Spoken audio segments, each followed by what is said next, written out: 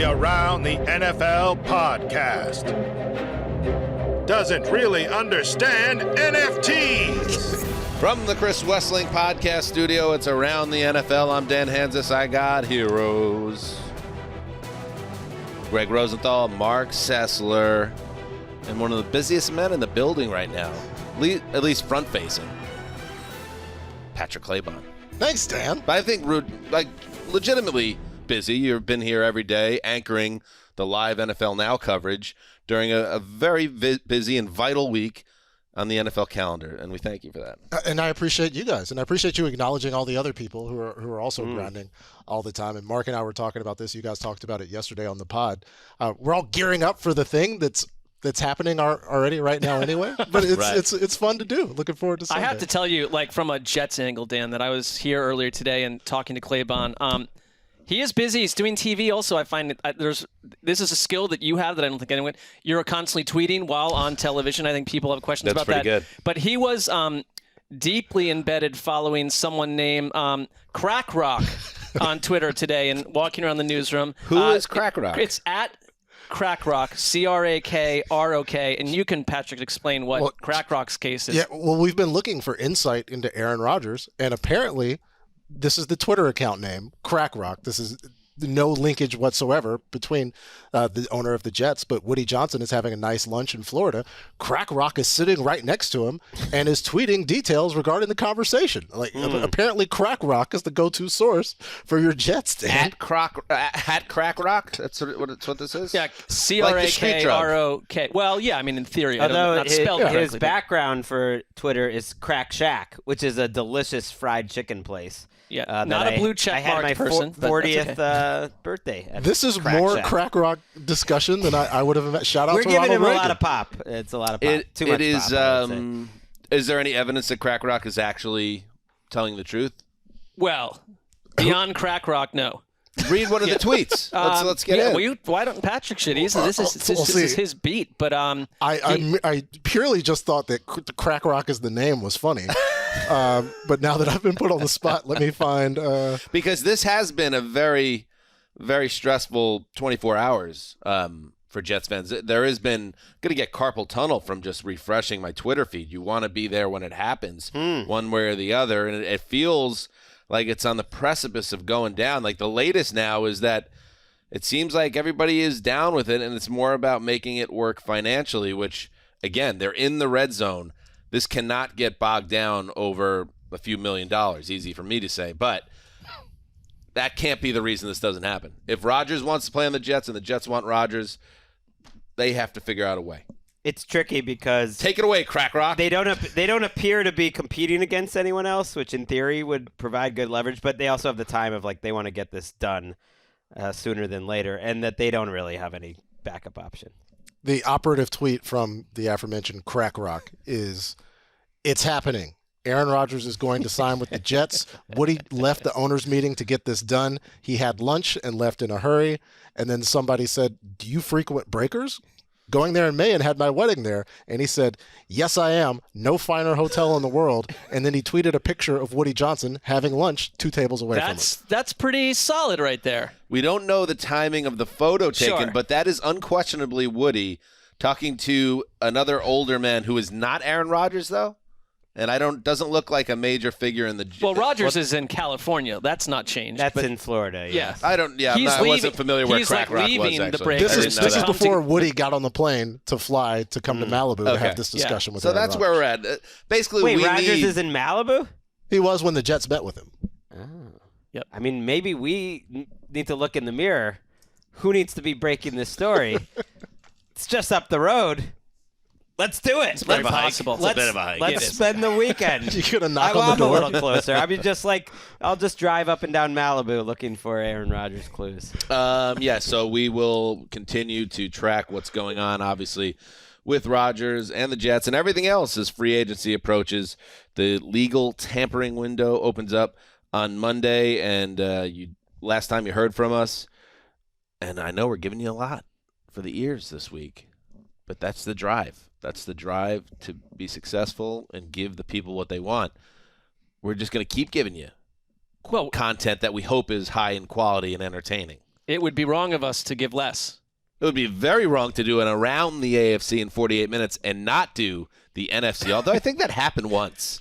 Did it happen once? It said.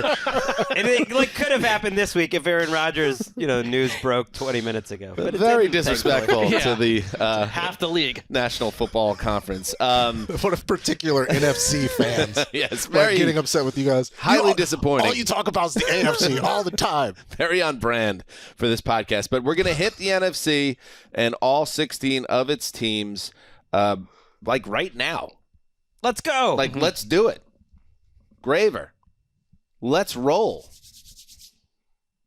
You want that air horn again? Oh, we got the visual clock this year. Again, what we are sensitive to is giving the AFC treatment that we wouldn't give to the other conference. So if the AFC gets the air horn, the NFC obviously. It also feels like something we could have ironed out before the show, but that's how the show Even works. the question itself feels superfluous. Yeah. Just do it. Are we Slightly also going to detached. take somebody out with that silenced round that we had yesterday? And don't worry. Don't worry. I know this man to my right, Patrick. Handsome son of a gun. Oh, stop it. But if you have to trank him right in the face, Right. you got to do it. Hit me. Everyone gets the same treatment. Well, maybe. Yesterday that wasn't the case, but You got it right in your own face yesterday. Just so you know, you can talk after the timer, but if you're talking about that team, I will trank you. That's understandable. that's an odd. I think that's fair. I think All right. at least make it be known in advance so we know what can be said and what can't be said. It was good to hear Graver be a little more decisive there. I like that. Forthright. Yeah. You should have seen the steely resolve in his eyes when Dan was talking about giving people the content. Graver was solemnly nodding yeah. That was very masculine, like a man holding his child as he walks down a city street. not unlike In his Graver and arms. his fourth hour FaceTime with Jessica. That's when it really shines through. Okay, here we go. All right, let's start with the NFC East and the Dallas Cowboys. They do need help. They need help in the playmaker area, and I'm curious how they go about it. Are they going to be a little more subtle about it and use the draft and free agency to try to make some measured, thoughtful additions, or are they going to do what feels like the Cowboy move, which is well, I'm going to go get that big old wide receiver, Nuke Hopkins. I'm going to bring him into the building. Nuke on the Cowboys does feel like it's going to happen to me, or it makes a lot of sense. Odell on the Cowboys makes a lot of sense to me. Am I being too obvious here? But I kind of think the Cowboys, which I kind of see as a good thing, not a defect. They are kind of obvious and big in their ways. I think they get one of these big wide receivers to pair with CD and replace Amari Cooper. Do you see that happening over the next week or two? I do, and yet I worry about what that'll mean for the rest of the roster. The fact that they're letting Dalton Schultz go to free agency, they picked Tony Pollard, was an interesting decision. I think you could go either way there, but Schultz is a really good player, so that's another pair of hands that you have to replace. They're very thin in terms of their defensive tackle position. They literally don't have any of their starting linebackers off the ball already. Anthony Brown, who was good for them and then got hurt. Donovan Wilson, who was good for them. They're both free agents, and they're in more cap trouble than most teams. They need to cut Ezekiel Elliott. I have nothing against Ezekiel Elliott, but if they try to bring him back in a restructured contract, it just feels like the Cowboys are making the same mistakes, choosing emotion and bad self-scouting that they've done a lot of times. Well, their before. cap situation last offseason, it was one of the teams where it truly wreaked havoc, and it forced Amari Cooper out the building. But then they for had next to $20 nothing. million in cap space Well, left over I'm at just the saying end that's of it. poorly managed. Yes. Like you could have managed. So I don't really take the Cowboys very seriously. I think it's hilarious to me that it's 27 years since they last appeared in a Super Bowl. And that era is a era of we talk a lot, we don't do much. And the 27 years before their last Super Bowl win takes them back to 1968, which is 8 years after they were founded. That's all that's been as long during that Cowboys are incredible era since then, where they've done literally nothing except talk. And Jerry Jones has talked about Odell Beckham, and it's the perfect thing to do. Go get Odell and try to sell us that everything's going to be fine. Check you later. I think literally nothing's a bit excessive. They were in contention these past couple of seasons. They've had a lot of years where they've been good. Yeah. There are teams that have been way less successful, even though they haven't gotten to those games. I think that's part of what the frustration is. It's not like this organization has been hopeless. They keep on knocking on the door and then failing. So whatever it is internally that they struggle with is finding what are those missing pieces to take them the next level. But this year, you're right, Greg. They do seem to have a lot of things they have to address. But those missing pieces you outlined, they are missing wide receivers, so it's not a luxury thing. They need it. All right. Safe. The New York Giants, Gregg Rosenthal. All right. Your favorite team. They have things. There's this idea that they don't have things on this Giants roster, that everything needs to be rebuilt. They have their quarterback in Saquon Barkley. They have two tackles. Their running back in Saquon. I'm saying they have their quarterback and Saquon Barkley. I thought you said in. I'm sorry. I cost you seconds there. And slip. They got right. They have two tackles that they believe in, Andrew Thomas, and Evan Neal struggled as a rookie, but he's a top 10 pick. They have a good defensive line, and the needs that they have are available in free agency, a rare team that's true. Off-ball linebacker, there's a ton of those that you can get, I think, good players for relatively cheap. Safety, maybe they bring back Julian Love, maybe not. Some cornerbacks, James Bradbury would work. I actually think they are set up to spend this offseason at a few key positions that they need to fill that won't cost that much money. Maybe they get in the mix for a tight end, Dalton Schultz, Mike Gesicki. There aren't a lot of pass catchers available, but just about everything else I think they can fill. But their pass catching situation is a problem. You've got Isaiah Hodgins, who was good last year, I thought, better than we would have expected. Wandale Robinson, who's young. And then, if you look at their depth chart, that's it. It goes to, Colin Johnson and someone named Khalil Pimpleton. So it's it's not a great free agent market for wide receivers. The Lions training camp, right? Khalil Pimpleton. He did. Well, he's a Giant now. He didn't make it. I'm not sure that's who you want starting week 1 for you. So there's work to do. There's so much talent, young talent specifically, that we can believe in. There's so many pieces, but why does this team, even though they completely washed the Vikings out of the playoffs, feels kind of Vikings-ish? It could go either way, and there are one or two things going wrong, especially if they're not able to reach a deal with Saquon. Maybe Saquon doesn't sign the tag as much as he appreciates everybody there, and then what kind of situation are you in? It makes you wonder if picking between the quarterback and the running back on who they focus on to get the contract, if maybe they picked the wrong guy. I know that the quarterback makes things different, but as Gregg said, maybe Saquon Barkley is the quarterback of the New York Giants. I said that by mistake. Well, still, but they got to cut Kenny Galladay, by the way, in the next couple of days, so that'll free up a little bit of money. Yeah, that will help. Again, so we're going to drag it into another show. We're going to be burying Danny Dimes, the two of you. Everybody get paid except for Daniel Jones. He's not even the quarterback of the team. I'm not burying him. I just think that franchise, that was you mishearing me. I just think they didn't need to give him all that guaranteed money, but it's not the end of the world. He felt perfect for Siri in a huge spot. Siri on my watch said in response to you, I'm not sure I understand. I think she was talking to you. Listen. Won't somebody please stand up for Daniel Jones, who just got a huge contract to play football for the Giants? From you, that's rich, because everyone should get paid except for Danny Dimes, apparently. That. I mean, let's be honest here. It's not my money. Give it to Daniel Jones. Give it to anybody. It's not mine. According to Graver, you were on topic, so you were shot. Understandable. But Mark was addressing. So he wasn't shot. He was addressing. I was trying to iron out Justin's new house rules for how the dart gun works. Mark, you're on the Eagles, defending conference champs. I think the thing that happened for me with the Eagles last year is Nick Sirianni, to me, is shaping up potentially as a top 5 coach. But I think he's about to be really tested after this great season, because you've got a wild chunk of your defense potentially out the door. Javon Hargrave, James Bradbury, Chauncey Gardner-Johnson, TJ Edwards, Kazir White. That's just a couple of them. On offense, Miles Sanders could be gone.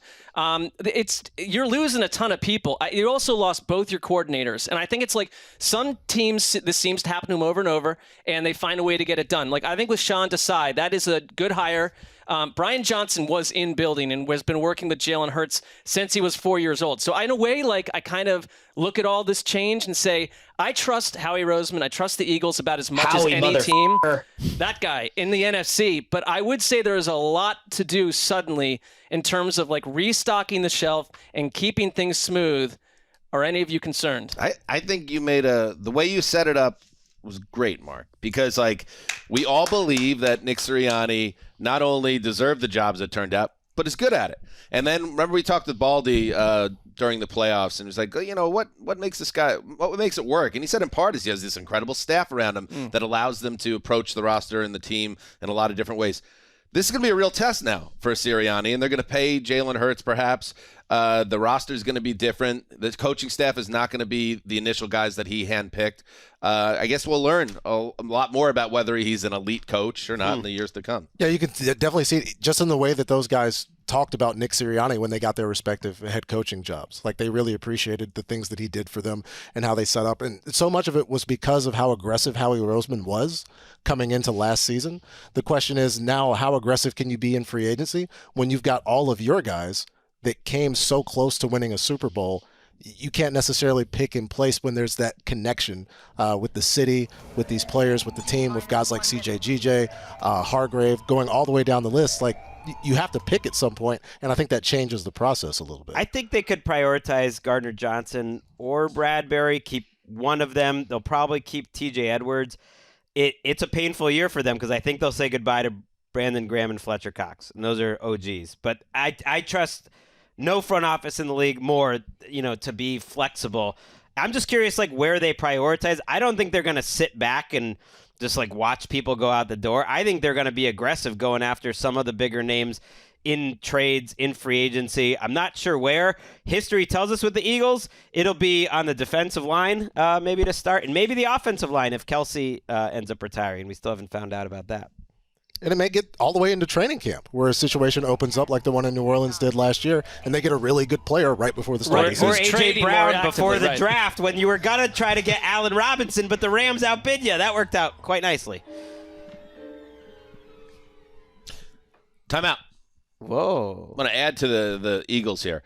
Jalen If Hurts. it's after the clock, Timeout. okay. Well, ask him. He's the arbiter. It's an extension. I don't know how Granted that it to works. you guys through a sound effect, so. Timeouts are kind of, nebulous.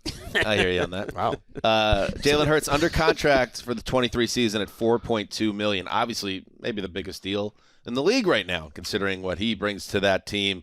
Are they going to pay him this offseason? I like this quote because I guess you could take advantage of that for one more year.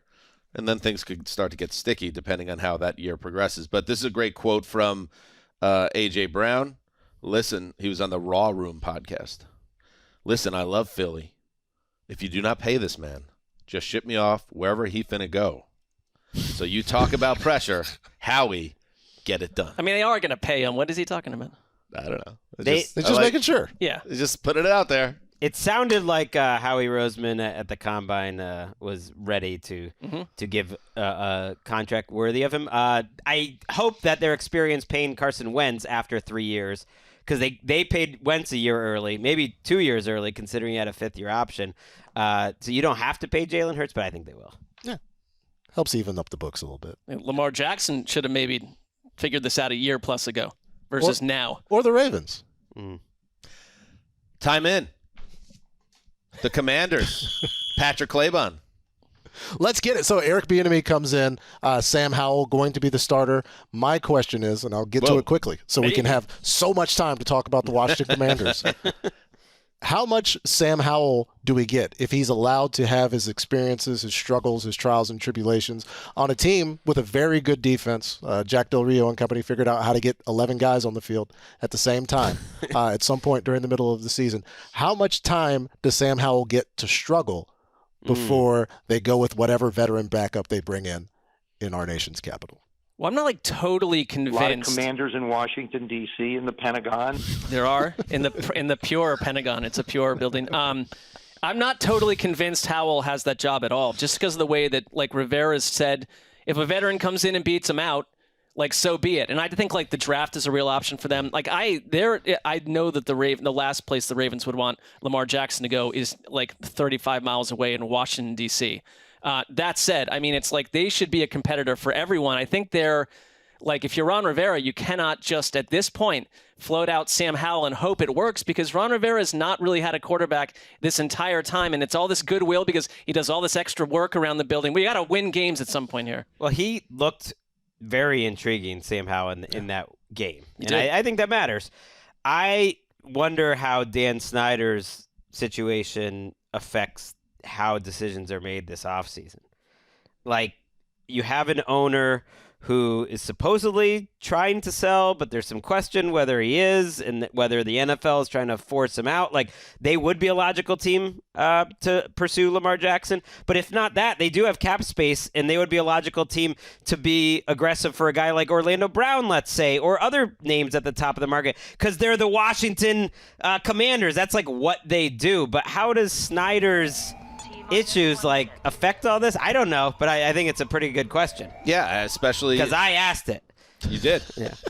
Okay. All right.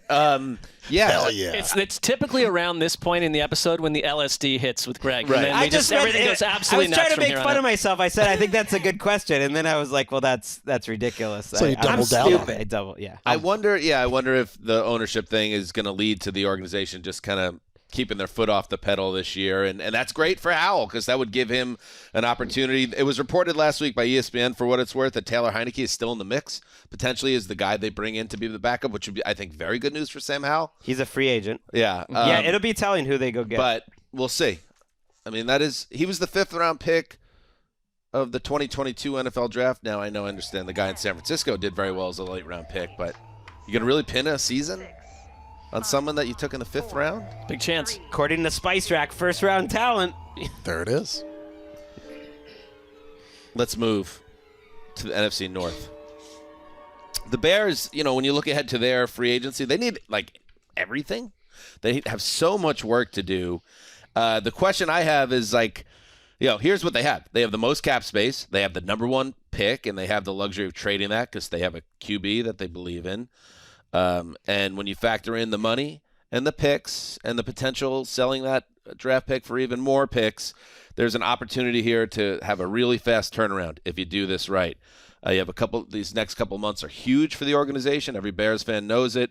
Do we trust this brain trust to get this right? I think it's like a new millionaire moving into a mansion with no furniture, because you've got the means to go get all the furniture, but you've never done this before, and so you better have the right people around you to make sure you don't buy, it's got to all match. Is Mark speaking from experience? Well, I definitely am not. I can promise you that. The feng shui was all off. I would just say this, I don't think it's a great free agency group. This, do you have to go spend all this money just because you have it?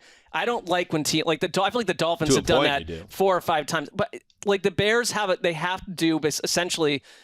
If you don't use this offseason draft and everything else to surround your quarterback with the best, then you've totally failed. They can do it. They will do it. But for instance, the wide receivers in this that's free where agent I'd start. group. I mean, if you have to build everywhere. Obviously, you could space it out if you want and go a little bit here, a little bit there, but go get them some weapons, build up the line. Are they 100%? Do they know Justin Fields is their future and a star? I think he can be.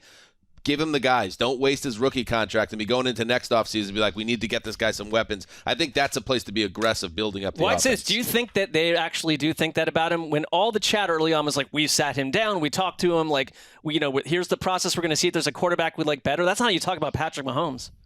No, but we've seen enough to know that there's a reasonable expectation that they should try. Right, we can't run out a roster where Equanimous St. Brown is going to be your best receiving option. Again, I don't think anybody wants to see that. So they don't have to do hey, Nuke and Odell or everybody's coming to Chicago. I don't think it's necessarily that, but give us something serviceable to where it's not glaring that there is a inadequacy on so many different parts of the roster. Right, Eberflus kind of skated on how many games they lost in a row, even though he's a defensive coach. Their defense lost relentlessly. was terrible. It's the worst season in their history. Right. You mentioned that they need everything, and I guess I'd push back on you don't want to spend bad money in terms of guarantees into year 3 and 4, but most teams don't do that anymore. Teams are smarter about, okay, the guarantees are going to be for 2 years. And so if that's the case, I'd overpay a little for a Zach Allen, who I think would fit well, for a Jacoby Myers, because Jacoby Myers isn't a number 1, but you need to get a 2 or a 3 just to start filling out that group. Get guys. A little Jaguar-y, what they did last year. All right, I like that. Oop. I'll take He it. thought about it for I'll several seconds. I'll take out the dart. I'll let the poison course through me and be like, I earned that. Right through the earlobe. Can I have a hit of that? Pierced ear now. He's a little bit left. Oh, thanks. Well, now you got too much in the system. All right, the Detroit Lions, Gregg Rosenthal. Let's push forward. It's Lions time, baby. I mean, they've got a decent amount of cap space. I like that. I think it's the time in their development to make a couple big splashes, maybe just one in free agency. And they seem to me like a strong candidate to go get Javon Hargrave. They spent money on Michael Brockers, didn't work out. They spent their first 2 picks in the Dan Campbell era on defensive tackles. One really worked, Aleem McNeil. The other didn't. Levi Onwuzurike. And I think Javon Hargrave is like a logical guy there. Or James Bradbury. They certainly could use a cornerback, but I think the Lions want to build their lines first. That's just like who they are. And I think this is like push time, and it's time to start swimming in the deep free agent pools. Let's go. I think everyone thought this was a very special honor. Why did I even speak? Obviously, that was coming. Grover's very proud of himself. He's got the chuckles. I literally have no memory. I have no memory of what I was going to say at this point. This is every Detroit Lions conversation ever. I hope they bring back Jamal Williams. I do too. He's our friend. You know, they kept their offensive coordinator. They get him for one more year, Ben Johnson. I do worry about. It makes sense to build up the defense, right? Is that offense going to be as good next year as it was in 22? Like, is that sustainable? Are we confident that that's going to be the same like major part of their attack? I don't know. Probably not. But if they're 75% as good and the defense is 50% better, that would be nice. I think they would take that for sure. Yeah, that's a playoff team. I mean, I think that everyone thought they were going to get a quarterback this offseason, not expecting Goff to play at the level he did. Goff forget the name, Goff played really well for them and kept the mistakes to a minimum and didn't have the 1,000-yard stare we've seen in the past. Do you trust, though? Do you not go get a quarterback? Do you just look past that and say, we're good with Goff? The thing about him is like year after year, you're going to get that version of him. But you're not going to get a free agent veteran. So no, I don't think you're talking about the 6th pick. I'm taking the draft. I think they're absolutely in the quarterback market with that. I think that's smart, though. Like, you can put like him with behind Gino, Goff we for a talked year. about the same thing. Like, do you think depending on how the board shakes out, or maybe going up and getting one of the guys, like competing with the Indianapolises and the Texans of the world? That would send a rough message to Goff. But yeah, I think so. I think if they're thinking quarterback, then if they think moving from 6 to 3 gets it done, that the price would be worth it. Yeah. It'd be huge. I mean, the how Lions about Anthony moving the Richardson with Ben Johnson? That seems like fun. Well, they kind of fit the Lamar Jackson thing for me too. But I mean, they're a power team that wants to run. Lamar would fit great, but it's like apparently no one is going to be doing that for a while. They do have 2 first-round picks in the next couple of years. $20 million. The Green Bay Packers, Marc Sessler. So I was looking at this. Like Brett Favre took his first snap for the Packers on September 13th, 1992. That is 11,134 days ago. Aaron Rodgers made his first start for Green Bay on September 8th, 2008. 5,295 days ago. This entire time, it has been quarterback easy street for this fan base. We know that. And that's not their fault. I'm not trying to take the fans down, but there are 30-year-old Packers fans. I mean, there are like 40-year-old Packers fans, 45 years old, that have no conscious memory of anything other than golden play from that position. So this is the thing. I think you now come to a beautiful jolt. Well, you know what the point is. Yes, absolutely. The presumed starter. But I'd say barring some snooze fest Rodgers returning to Green Bay after all this drama, like it is – we rip into the great unknown now. It is a total void, a wilderness, a Jordan Love-shaped unknown future, and I am more excited about the Green Bay Packers than I've ever been on this show because it's so different than it ever was before. And I think if you're a Packers fan, you get on board with this because it's like, you know what? It is time to move on from Aaron Rodgers. Even if he's better than Jordan Love right now, see what you have and do it and go for it. Why have you always wanted Packers fans to not have good quarterback play? This is the number one Marc Sessler trope of this show. I'm sick of them having good quarterbacks. I think they have a reason to be frustrated with all that's happened. You don't know the answer to that. I guess I know. They're not getting the full, well-rounded experience of a fan if you had those quarterbacks. I'm not saying they should. They probably could say, well, we should have won 5 more Super Bowls too. Fair. Well, they get credited also for properly targeting those 2 players, and they enjoyed the spoils of it. Even if it only produced 2 titles, it's 2 more than the Browns or the Jets. A lot of or fun, a lot of many other wins, though. teams. A lot of fun moments. Relevancy the whole time. I'm curious with the Rodgers situation if, like, where is LaFleur on this? Like, we know it seems like Gutekunst is probably ready, and he's got a guy. Like, is LaFleur pissed behind the scenes that he could still have Aaron Rodgers on his team, but instead now is forced to roll the dice with Jordan Love, who I understand he looked good at times last season, but overall hadn't been blowing the doors off people development-wise? I think with the franchise and including the fan base, there's just so much experience around this exact scenario, especially with Aaron going through last year. We talked to Leroy Butler on Now earlier today. Humble brag. Well, you know, wow, it's how television it's an apparatus, operates. Yeah, right. and it helps sometimes. And he said he was going to break Jets fans' hearts either way. He said he's either going to go there and it's not going to work, or he's going to stay in Green Bay. I asked if Jordan Love was ready. He said yes, he's ready for Jordan Love. He said there wasn't a third option for the Jets. He would either he'd go to no the Jets and what. suck, or stay at the Packers but and I think probably be great. I would that assume. feeling is there. Like everybody's ready to move on, and maybe like Mark is saying, you know, they need to experience, they need to see the immune system boost of being sick for a little bit. Right. And I think they're done. Can we put Leroy Butler on our ban list for this podcast? Just add him to the Okay. Never. It's in the Hall of Fame. The never list. All right, we got the Vikings. Patrick Claybon. Here Let's we go. get it. So the Vikings had an incredible offense last year. It was one of my favorite weird stats that the Vikings were bottom 10 in terms of turning the ball over, but still had a top 10 offense. They were number 7 in total offense. Kirk and company were doing things. There were just so many problems on the defensive side of the ball. In comes Brian Flores. He, you know, there's the typical answer when somebody's like in an introductory news conference, hey, 4-3-3-4, he waffled. He's like, we're going to, but it's 3-4. So, like, my question with regards to the Vikings is how much are they going to spend in free agency to try to make this defense capable of winning right now? I don't think it's going to be that much because I think their cap issues are real enough. They're certainly going to open up room. We've heard Adam Thielen is going to get cut. Maybe it's Harrison Smith. I think it's Kwesi time.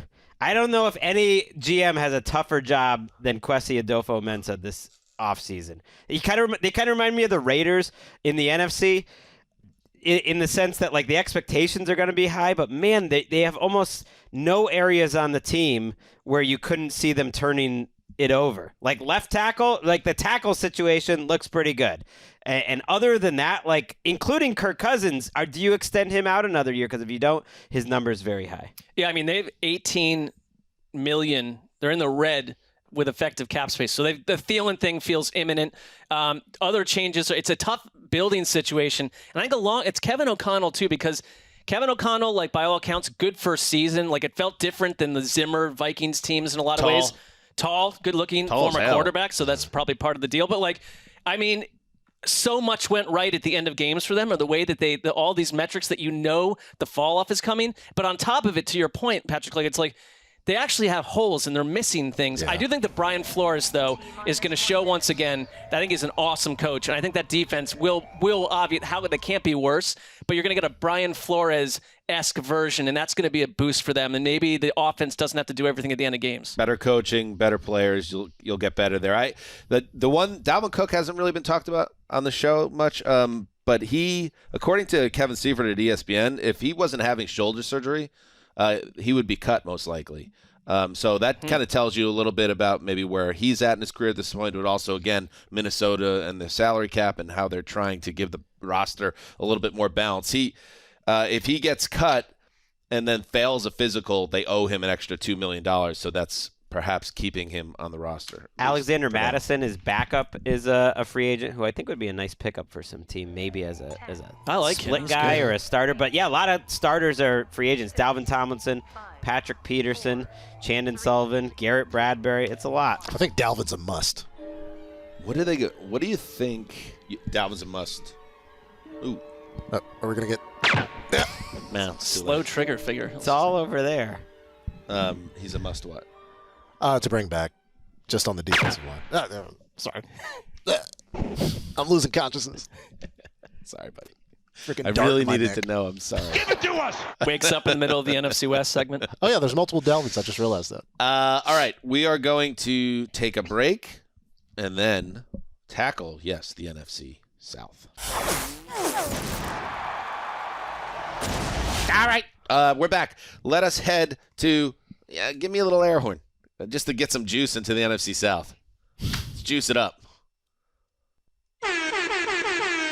The Atlanta Falcons. It doesn't, and Mr. Claybon, as Lamar's top stan, please make it make sense to me that they have to, if this is actually a real thing, they have to change their minds and go after Lamar Jackson. If the report is true, they need to look in the mirror. Home Depot, every Home Depot employee needs to look in the mirror because Lamar Jackson on the Falcons. We went over it the other day. It makes so much sense. I also want to point out that Arthur Smith is entering his third season. And this is how the NFL typically works. You get like 3 years to make the playoffs, and then the owner typically is like, well, we're going to move on. So understanding there should be some urgency in that building at this point, like somebody's got to make a push here because I just like with Sam Howell, no disrespect, but are you going to really in year 3 of your regime turn to Desmond Ridder on a small sample size and be like, we're rolling with this kid? I think the most charitable reading is subterfuge, as if to say, hey, other teams, we're not interested in Lamar. Please. The offer sheet that you send him doesn't need to be all that because we're not going to submit one. And then March 15th rolls around and the folks in Flowery Branch give Lamar an offer sheet that he wants. That's the most charitable reading. Do I think that's the case? I don't think that could be the case for one of these teams, but again, it's a longer timeline. March 15th is when this business can start.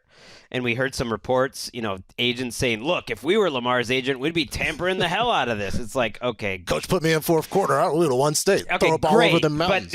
But the rules are technically they wouldn't be able to do anything until the 15th.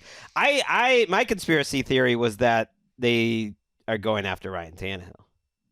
We talked about that because that makes a lot of sense with Arthur Smith. They need to push, though. To Dan's point, it's the third year for Arthur Smith. They have $62 million in cap space. They took all that pain from Matt Ryan a year ago. I think they're candidates for some of the biggest names in free agency, like an Orlando Brown. Although that wouldn't make sense. Who was I thinking? Javon Hargrave could certainly make sense, like a Zach Allen. Their defense needs a lot of help. I would say one thing, like looking at the roster, because Drake London, outside of some weird drops and fumbles, like a really good wide receiver. Beyond that, you have 4 guys on the roster, Rashawn Henry, Frank Darby, Josh Ali, and Jared Bernhardt, who combined for 1 catch last year. And we don't know what Kyle Pitts is at this point, to be honest. And so Ryan Tannehill can't go from a bare-cupboard Titans team to a Falcons team with less unless you're going to have to use that money. They have the number 8 pick. Maybe the quarterback comes there, too, by the way. Let's see it, Terry Fontenot. We haven't really heard much of Terry Fontenot the last couple of years. Just been tearing things down. Now it's time to show up. It's been a tough, so far, decade for Terry's. Like, they just don't seem to have a lot of pop. No. And maybe Fontenot could just... Bradshaw losing all that money McLaurin, over and over. McLaurin has the team on his back right now. He's just carrying the entire genre. That's fair. That's fair. Outlier. All right, moving on. The Carolina Panthers with Gregg Rosenthal. Well, they are the team that I think is lying about Lamar, or at least that's the most likely. And even the report Who's about lying the hardest? Like even the report about the Panthers was like don't look for them to, or it's not likely. They're not expected to. And I think they could be a team that would wait out the market because I don't think this roster is that bad. Like they need a few wide receivers. Who doesn't? I feel like half the league needs a couple wide receivers, which is why the few ones available in free agency and guys like DeAndre Hopkins who thinks he'll go for a second-round pick, they'll all move. But this is not a bad-looking team. I'm curious to see if they cut Shaq Thompson, who's been there for a long time. They don't really need to, but that would kind of be a hey, we're the new regime. It doesn't quite make sense to keep him. I mean, Frank Reich cannot carry over the Colts situation where you go into the season with a total question mark at quarterback. There's got to be a plan here. I think they're a huge candidate to move up if they fall in love with someone. There's a bunch of teams going to move up because I think the quarterback rush is going to happen between 1-5, 1-6 right away. I don't think they're going to wait on that. But you got to get a guy in between, so it'll be telling which guy or which type of guy they get. Jacoby Brissett could make sense. He was with Frank Reich before. It was a fun team to watch down the stretch. The Steve Wilkes edition of the DGAF Panthers that really just didn't seem to care about you or your aspirations. They ran all over the Lions in that game where the Lions really had a shot to get into the playoffs, and they just could do nothing about the Carolina Panthers. And so I think like Sam Darnold showed a lot. Like as Sam kind of starts to settle into that, this is me, I'm a backup, and I could be pretty good, or I could come in and be a good-looking starter. I think maybe there's a shot that Sam comes back. Look at you. You got another Sam Darnold. I would. That feels very suspicious to me if you're Frank Gregg. Hey, very nice. Here. What a moment. It's great in here. We're here now. Bottle service. This is fantastic. I will say, as much as I love Sam Darnold, that it's been, what was Cam's last kind of big year? Like 2016, 2017. Yeah, there was that playoff game against the Saints where before the shoulder completely fell off, where Cam was still kind great. of it. Yeah, they've been in the wilderness for a little while here, and if it was somebody in house, if it was Darnold, if it was Jake Brisket, like if I'm a Panthers fan, and I agree with you, like there's a reason they somehow got to 7 wins despite the Baker and Darnold. Their line play is pretty good on both sides.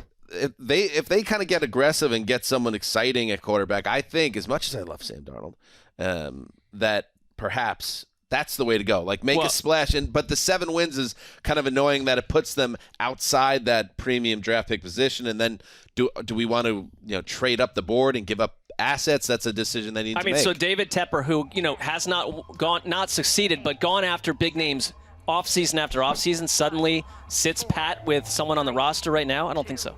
Maybe he's been hurt too many times. I feel bad for him if that's the case. No sympathy here. It's a lazy gunman, just sort of like after the fact takes the guy out. By the way, for the listeners, he's like on the grassy knoll smoking a joint or something. I totally narked on Mark there and got him shot. I don't know why. I don't know. Bad. It was coming anyway, and the laziness is just like I have to line up. I got to make sure I'm hitting the right person. I don't want to just like recklessly fire into the studio. Back into the left. There it is. Okay, the Saints, Mark. I don't know. My feeling.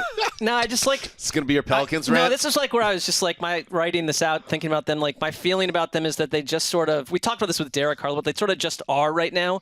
And I was trying to figure out like why I feel that way about them, because I really have liked the Saints in general for a long time, and I think it's part of last season. Like the most exciting thing that they produced was that it got like the metrics community into a lather over Andy Dalton, which is a weird thing to be like your apex of a campaign.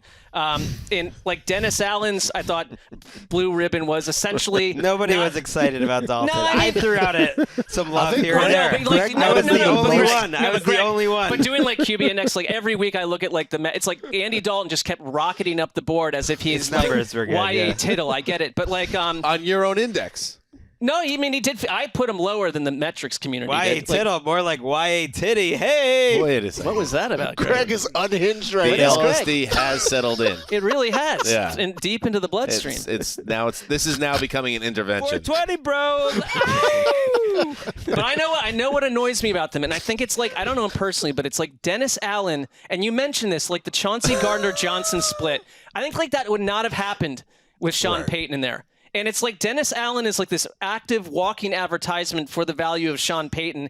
And it's like, yes, I think Derek Carr will be fine if you get the best version of him, and they can win this idiotic division. But it's hard to project them doing much more. Of fire. Well, no, because it's like I actually am more annoyed for like the Saints are a great fan base. Like it's when they're fun, the league is better, and they've been less fun. And it's like they're taking the juice out part by part. I don't like it. They have potentially a ton of big moves to make. Like Michael Thomas said on Twitter, he was excited about Derek Carr, but he's expected to be released. Jarvis Landry, like Cameron Jordan, I think's gonna be there, but they don't have anyone at defensive tackle. Marcus Davenport's a free agent. Like I think they have a lot of moves left to make. They're gonna be one of the most active teams. What is going on? We know Kamara is facing potential discipline. He could be a sneaky trade candidate. That's what I was going to say. Is he definitely part of their team? Is he safe cut-wise? Like, where are we at on Kamara? His contract's fine, so it would only be, I think, if they traded him. Okay. And the arrest would be complicating. I'd love to see them go get like Kareem Hunt and like just let Alvin Kamara. We'll see what happens with him, but like don't just restock at running back. Did you think that Kareem Hunt had Kareem Hunt juice looked last done year? to me. I think he can still play. Well, I'd go back to that Carolina game in Week 1. He didn't look done to me. I think his role was limited. They could use a backup running back, and there's a lot of options out there. Rashad Penny's out there. How about Jeff Wilson? Late round draft pick. Raheem Mostert? Saquon Barkley.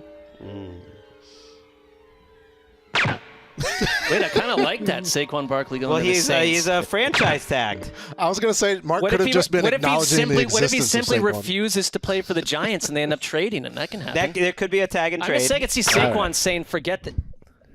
His tolerance is too high at this point. What are we talking about? We're talking about Saquon Barkley refusing to return to the Giants? Yeah, absolutely. Why? Because he doesn't want to play on because things like all seem peachy now, but then it gets ugly. He wanted a long-term deal. He didn't get one, and the Giants are forced to trade him, and he winds up with the Saints in like week 1 or week 2. Where's your sourcing on this? I'm just saying it's a potential like life threat. Because like, weird what are you stuff talking happens. about? Because the earning potential of running backs has been artificially lowered by the existence of the franchise tag more than any other position because of the length of their Saquon careers. Barkley already turned down But he's not a running back. He's a quarterback, remember? Hey, He already turned down a deal for more years, so he's going to just sit there and take a 1 year. Maybe he'll push back on this. And then, he's very important to the That's a Giants. fair point. If he was going to get like a He's not playing another down for 2 the for Giants. 27 type deal, which Garofalo was hinting at that it was over $13 million a year. Right. I think he gets his long-term deal from the Giants, not in place. Well, what's the next barrier Maybe of some player holdout. freedom and power is not just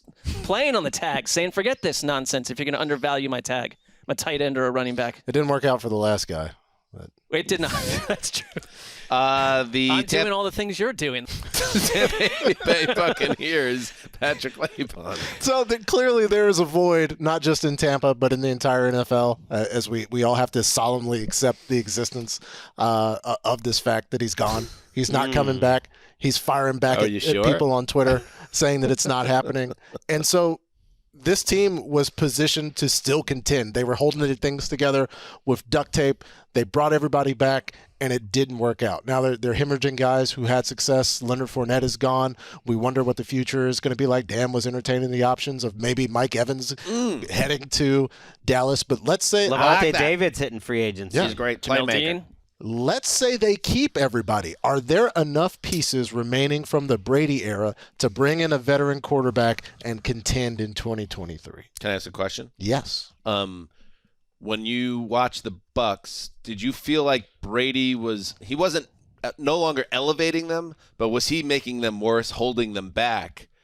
Because if he was more just like a middle-of-the-road guy, just kind of how I saw him in his final season, then I would say you should break it down because it's just a kind of a team in purgatory.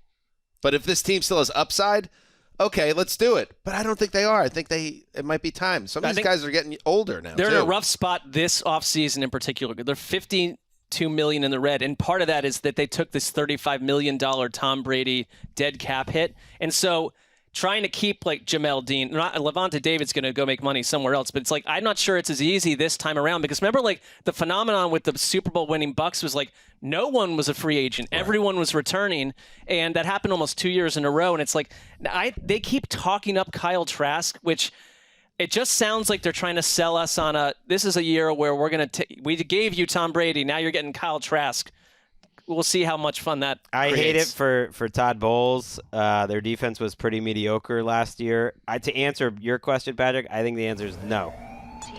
I don't think they can. I think they're in a really difficult – I think they are who everyone thinks the Rams are, which is that they sold everything to have this push, and now it's truly gone and it's blown up, and there's not going to be much left in the end. Even though there's some decent players there now, I don't think it's going to add up to much, and they're going to be gone by the next time the Bucks are good. I think that they are like that team people think the Rams are. If I could make a case, like, to Dan's point, Tom and the offense did not look good. The thing about Tom is this historical world-breaking level of consistency. Mm-hmm. When Tom doesn't have that, considering the fact that pushing close to 50 at a certain point during the season, like it wasn't that Tom was necessarily bad and dragging the team down, but an inconsistent Tom Brady is just not Tom Brady. And so maybe there's aspects of the 2022 Bucks that we kind of missed because things were so bad. A lot of free agents. All right, we got to take a break, and then we're going to hit the NFC West. But before that, we got some breaking news. Rap Sheet reports that Vikings Pro Bowl pass rusher Zadarius Smith has informed the team that he wants to be released. The team has no plans to do that. The situation remains unresolved, says Rappaport. Then Z Smith chimes in on Twitter himself. I just want to say thank you to Skull Nation for he ain't coming back, for an amazing season and experience. Thank you to all my teammates, coaches, and the entire Minnesota Vikings organization. Purple Heart, I really like this move by Smith, which is like, yes, there's all sorts of messiness with the organization who are like spoiling for a fight. And he's like, no, I'm gone. Just get in the car and leave. And I'm being very pleasant about it, but I gone. I guess he is on track to play for all 4 NFC North teams in 4 years. And by the way, we like Brian Flores. We were just saying that's a big first step to making that defense better because it was atrocious last year. This is not a good first step toward that, taking away one of their better defensive players. Yeah, he played well for them. This contract, I feel like, has been haunted because it was the one that he signed last year after he backed out of the deal that was reported for days with Baltimore, so he wasn't happy there. He doesn't appear to be happy now. Maybe it's because he played too well. By the end of the season, he was on a serious roll. And I'm too good. Right, he could do great in free agency, but I think the Vikings are in a weird spot here. I wouldn't want to cut him. Especially because he's throwing a going-away party. What a move. Did that first. Psychological warfare. He was the one walking around the Green Bay building was saying that no one was saying hello to him. Right. I mean, it's like that move, too. What's going on here? Hey, it's cake in the break room. I'm out, guys. Thanks for everything. All right, so there you go. Add that as an addendum to the Vikings talk. Good use of timeout there. Thank you very much. Really productive. Improving. We got one left. We didn't really take one. We just said developing news, hit the drop, and went along. So do you have to use a timeout because it wasn't? Okay. But we had finished a division. The whole gist of the show is that we're giving this to you in 48 minutes, and we take timeouts if it's going to go longer. That's true. Well, you have to make the judgment, Justin. But it's also usually during the 3 minutes. I mean, it is nebulous. Can I take a retroactive timeout so we can get some breaking news regarding Zadarius Smith? Yes. All right, cool. There you go. Second timeout logged. And boom. And I'm comfortable with this. It leaves us with one in our back pocket for the final quarter of the game. I got Andy Reid to my left here. You know what happened last time we did this? It was messy. Put us in a bad spot. Gregg's look. He's excited. I do have like a hot take. Greg is more obsessed with like clock management than everyone, so that's personal. When He's you got say a sparkle in his eyes. I Just do have a hot weird take about vibe the from Gregg Packers today. that I never did We're quite still get to on make. timeout, Greg, if you want to make it right now. All right, you got a window. Wait, I'm in the timeout? How long are these timeouts, by the way? And I'm circling back. This isn't the NBA. It's not a 30-second timeout. You can take as long as I don't know. just really want the Packers to spend all their resources on offense and making Jordan Love look good just to annoy Aaron Rodgers. That's like Dalton Schultz, bring him in. First-round picks, bring him in. Jacoby Myers, whatever. Let's just get them all in Green Bay to make Jordan Love look good. I like that. That was even you went back a division to land that one. All right, let's take a break and then close things out.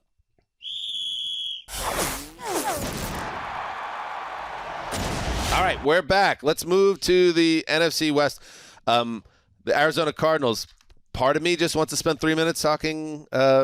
Robbie Anderson is now chosen. Robbie, i.e. Anderson. That's interesting to me. Fascinating. Certainly. Not chosen by the Cardinals at this point, though. No, because he was gone. also cut because he did absolutely nothing for them after their midseason acquisition. So that's yet another spot they need to figure out. They might be trading Nuke Hopkins. It sounds like there was even that kind of.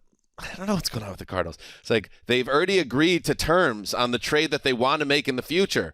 Did you see that report? I don't remember seeing that wording before. It's like, don't you want to engage with a team and then figure out the terms? Maybe they'll give you a first-round pick because in their agreed-to invisible terms, it was a second-rounder. Anyway, there's a lot of work to be done here. J.J. Watt, who is nobody's version of a peak J.J., was still a quality player. He led them in pass rushing snaps and pressures. They got to take care of that area.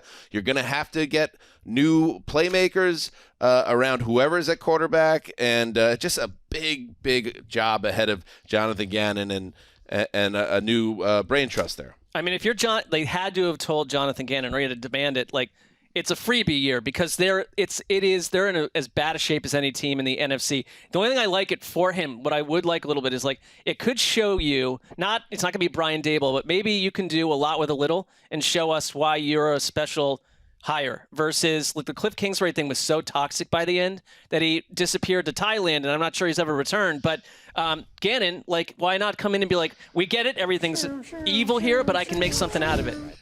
I worry. Jonathan Gannon did not show Oh my God. anything as like a schematic guy. Play that again. Go ahead. That's the new head coach. Like he didn't show anything as like a schematic genius. Like that's what you want out of your head coach, like to provide some sort of advantage. He didn't show that in Philly. His offensive coordinator is Drew Pitzing, who had, first time OC, not a lot of experience. We'll see. I was taken by Kelvin Beachum, who was maybe the most respected guy in that locker room. Was there a long, long time saying about Kyler Murray that the one thing Kyler needs to do is to grow up. That like he thinks he can do it and that he's very gifted, but that he's not there in terms of leadership. Hearing that from Beachum specifically resonated. Dude, Kyler Murray is going to be freaking out by about week 6 of next season. And I was able to talk to Kelvin Beachum today Whoa, on look at this. NFL Now because there's been so much around this. There's always the hesitation and the tiptoeing, like Kyler needs to grow up, he needs to be more mature. I was like, what's a specific thing that Kyler has done or has not done that he can improve on? And he just said he could spend some more time with his teammates off the field. Like that was the first place. So it's not like Kyler's flipping tables or something. He's finished, he's clocking out and leaving. He wants him to do less of that. Grow up, be a man, and grow up. But like, be a man? That's spend more time with your teammates. Be a man. This is the slowest trigger figure I've ever heard. That was interesting and great reporting from Patrick. So I wanted to kind of let that. I know, but Right. Dan went on for a while. Like I didn't know. Interesting. By the way, that dart was gets to you. out of there. Yeah. You got it right in the neck, in the face. No, that was a great follow-up question, Patrick. But it's like, be a man. Yeah, we're just going into it. Wait, Yeah. I mean, almost would call for another. It's so intriguing that All right, let's call timeout. There we go. We got to go timeout there. Because if he's saying, because he's now on the NFL Network with the great Claybon, know he about knows that. he has to be careful on some level what he says. But journalistically, the question was asked. He has to answer it. To me, when somebody said, and that's what he said in the interview before Patrick, he said, "Be a man." Like that feels a little heavier than just, "Hey, go get burgers with the guys." I think and it's hard to base things on Hard Knocks, but the little that you get from that and then just witnessing. He looks like a guy who's does his own thing, maybe a little aloof. I always struggle with what does aloof mean, but he kind of keeps to himself and he's not bothering anyone, but that creates an issue when you're the quarterback. I think if you watch that Hard Knocks, like, and I didn't see all of it, it got too depressing. But like the last week or two, I gave up. Right. What I watched of Kyler Murray, though, it is just a different persona than you'd see from like a super plugged-in pro athlete. Like he's got a lot of other stuff going on, and like I think he wants to drive his teammates. Like he'd get on them. And I kind of like his intensity. There are things I liked about him. He was hard. Yeah, when he's on him, he's hard on he them. Really you can is. See, I mean, he's like a perfectionist. And we saw him do that with Cliff Kingsbury, maybe too. That doesn't vibe, though, when you're not spending the time to make the relationship. I think if the organization is better, then you get a better Kyler. It was really in shambles. You had there was even disagreements on who was doing the thing in Mexico. They weren't even sure who the perpetrator was. The coaching staff front was gone. office was frankly like an embarrassment to them. I mean, these are the people in charge of Kyler Murray. And so, like, winning is going to help everything, but I just wanted, like, a concrete thing because this has been 2 years. That was a good answer, though, I think. It's like, oh, well, Kyler's doing this and he's not doing that. It's like, well, what is he doing? What is he not doing? Because we've talked about this so much. Like, can we put something concrete on it? Because at a certain point, it's just like, yeah, this guy's a little different. He's shorter than other people. Are we doing this just because of those things? Like he likes video games and we're saying that, or is there something that he's actually doing? I think his answer was good, though.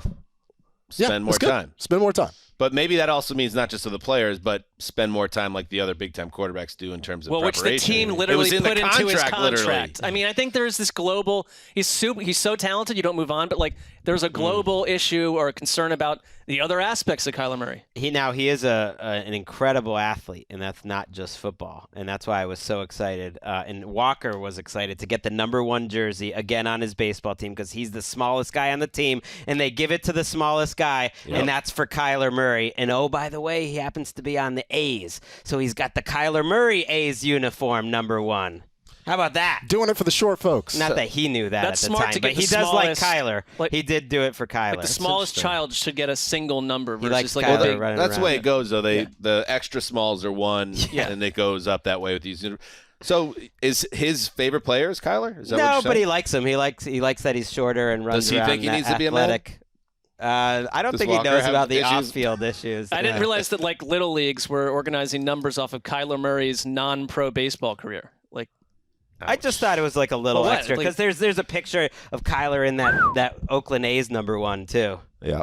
Remember all the talk he would go back to baseball? well, he might It's not that crazy. Still could happen. I guess it's a little crazy. by like mid-October. All right, we're out of timeouts. LA Rams, Gregg Rosenthal. Okay, I've been listening to 11 Personnel, the podcast on The Athletic by our friend Jordan Rodriguez this offseason. Jordan Rodriguez. Good listen.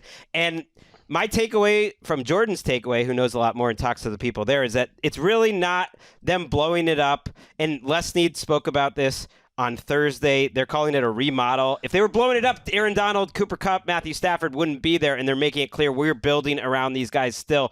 And so I think they're looking at this as a year they might step back a little and free up a lot of cap space for 2024. And 2024 is when they'll feel like they really are going back for titles. But in the meantime, they're going to be investing in players that they think can win then. So I think they'll be active in free agency. A guy like Chauncey Gardner-Johnson, I think, would fit their scheme. I don't think they're just going to sit back and do absolutely nothing, but they feel like they're aiming more for the middle or like the lower playoffs this year, and that next year with Donald and Kupp and Stafford still here that they go after it once So, again. like, we've done it before, and maybe we should do it again in the ramp up to this season. Team slogans would be like, "We great with 9 and 8."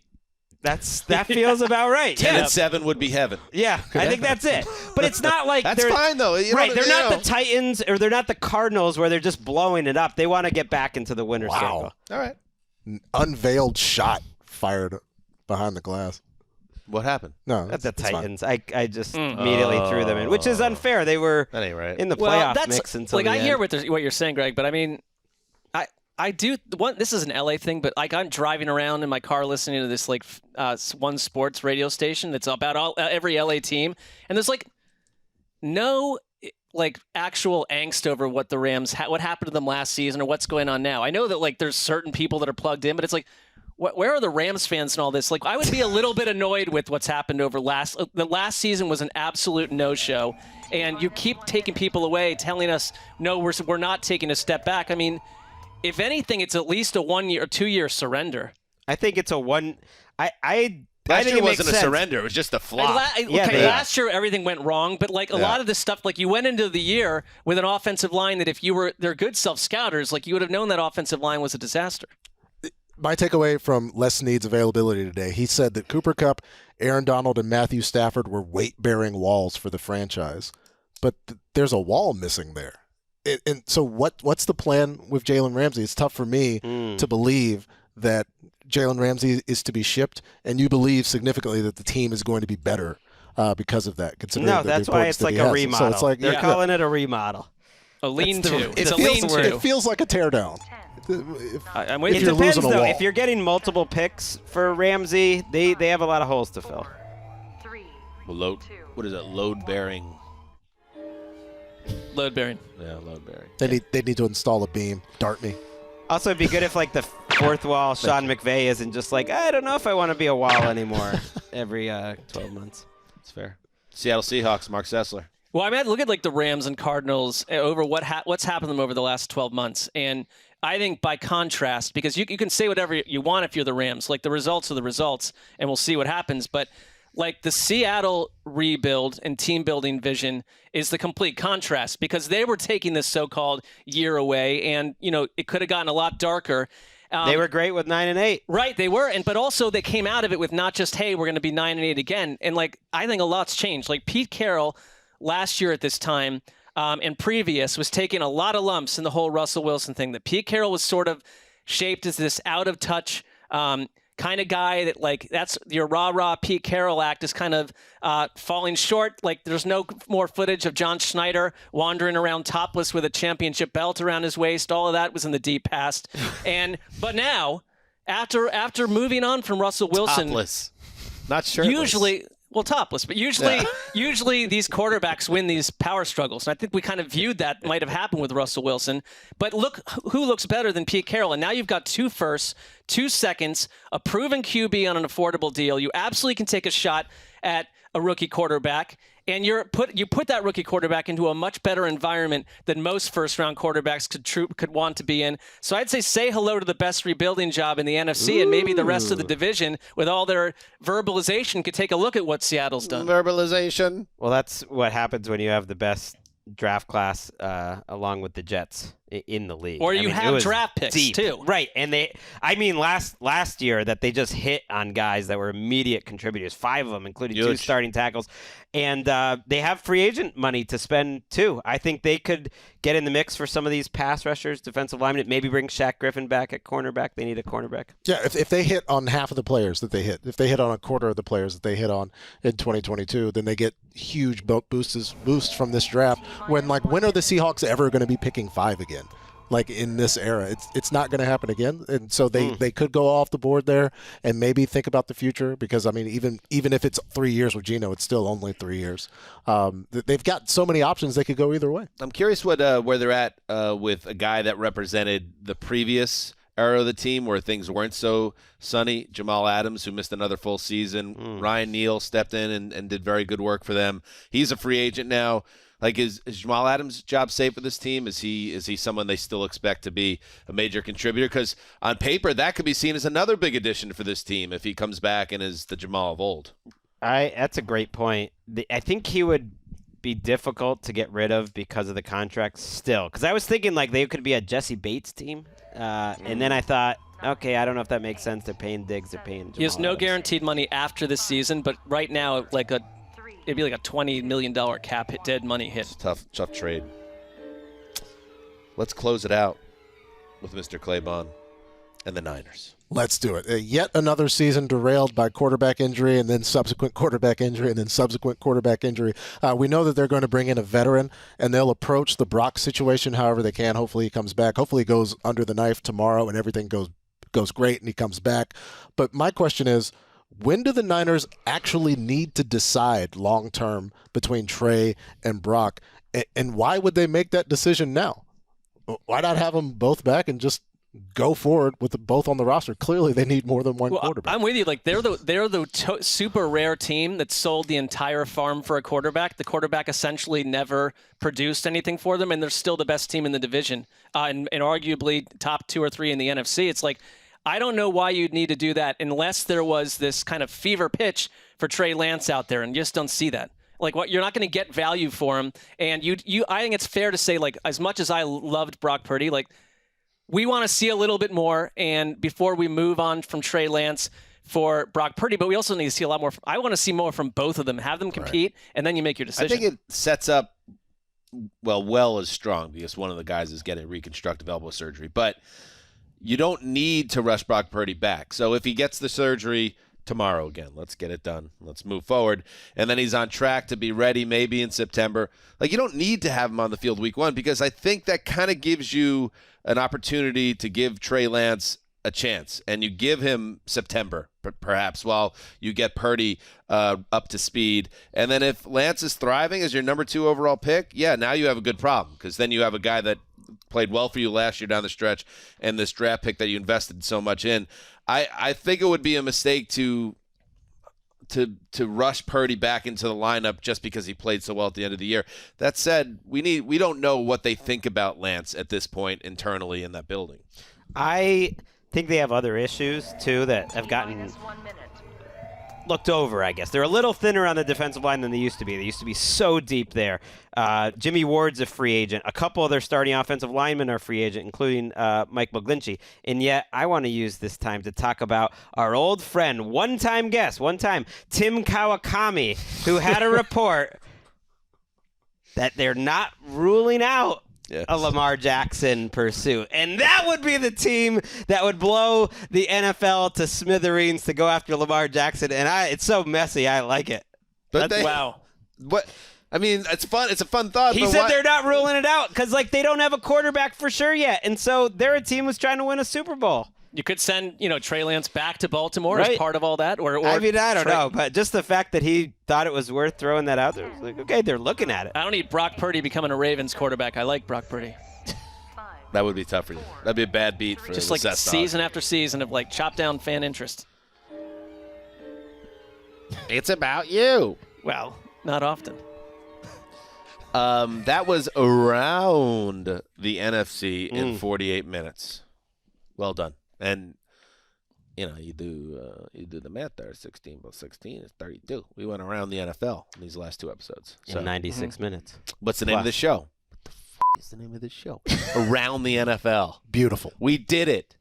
We did it. Big show for Patrick. He was worried in the newsroom earlier this week, thought he needed a bounce back performance because he wasn't pleased. Bounce back from what? With something that happened 2 weeks ago, apparently. Will Smith should have hit Chris Rock 2 more times. Oh, okay. There we go. There we go. Put that on social. Don't do that. Chris Rock, yeah, well, we talked a little bit about it last year. Nah, he didn't. This story needs to go away at this point. Yeah, it does. Sunday night, the Nobody's Oscars. winning. Yeah, I'm sure Jimmy Kimmel's going I to will let this only one watch lie. the Oscars if Chris Rock gets struck in the face. I'm 3 into it times. because I'm invested. Mark is a big fan, and I am now as well. Of what? Everything, Everywhere, All at Once. Yeah, I do really want that film to win. They're gonna Let's do win. a little Oscar breakdown right there. It's going to Banshees win. of There's Inisherin. 10 of them. There's Yeah. 10 Well, nominees. my first comment would be, that's absurd. It's like a participation award now. Oh. We made a totally movie. absurd. A few years ago, they opened it up so that we would get more movies like Top Gun getting a Best Picture. Did Top Gun get one? By the way, It's in the mix. I know it's in. All right. It's like everyone Should've just been 5. assumes that Top Gun sucks. Like Top Gun Maverick absolutely belongs in that group. I would not Absolutely. say In the that betting about. markets, for a while, it was like the co-favorite with People Everything say Top Everywhere Gun All at Once, sucks? but not Well, not I just anymore. think it's like, it's Top Gun. It wasn't made like for These nuts. Top Gun also basically saved movie theaters. Like I would argue that. Tar is incredible. I love me some Tar. I watched Let's Tar go. last I want night. to see that. That is a good movie, but I don't understand the last 30 minutes. It's all like Well, a that's whirlwind. part of it. It's a little crazy. Yeah. It's Babylon, definitely no leaves- thank you.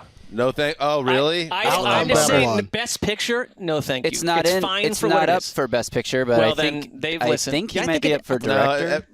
every film is up for Best I Picture. thought it No, was up it's for Best not. Picture. It's It's not. not It in the got Best nominated for Picture nothing. mix. It was brutalized by the critics. After Crash won in 2004, I don't know That was that a low point. that the shine is still on the trophy. Shine. Speaking of trophies, why is that trophy still in the studio? Greg is done moving. What's up? Greg?